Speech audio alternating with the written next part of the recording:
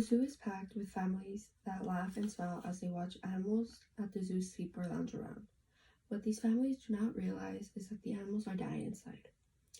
Don't you ever wonder what the animals are feeling when you see them at the zoo? Animals that live in the zoo are extremely depressed and can suffer from severe psychological disorders from being out of their natural environment, so animals should not be held captive that way.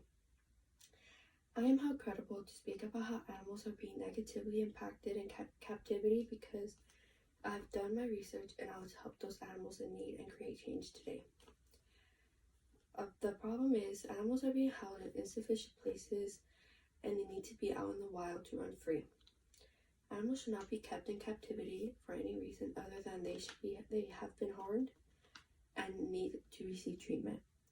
But once those animals are better and healthy, they should be back in the wild and released as soon as they are themselves again. According to Merrill Gellings, Igno Montes, Tom P. Morehouse, and David W. McDonald, within the realms of species in reintroduction and translocation, individuals or groups of some species are routinely bred and are held in captivity prior to being released into the wild. The use of captive animals for research and education or entertainment is just wrong because no creature deserves to have its life taken away for our benefit. The cause is many animals that are being held in captivity deal with emotional problems that we humans do not see. Orcas can be 20 feet long and 2,000 pounds.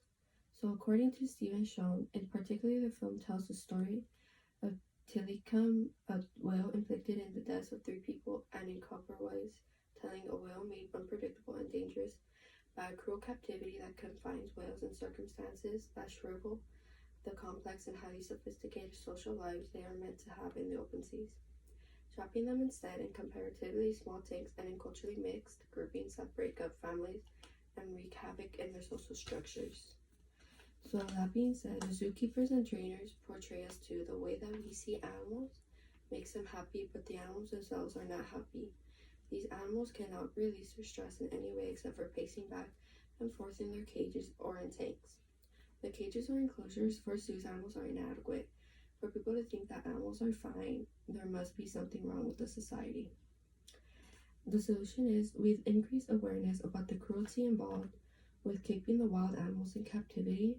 More and more jurisdictions are enacting legal protections. Keeping them in captivity for any reason does not convey how important animals are to us.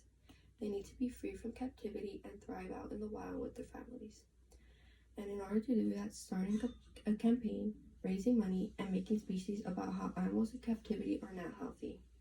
That there should be a shift from urban zoos to sanctuary-style habits and parks that provide animals with more room to roam and more authentic lifestyles. Thank you.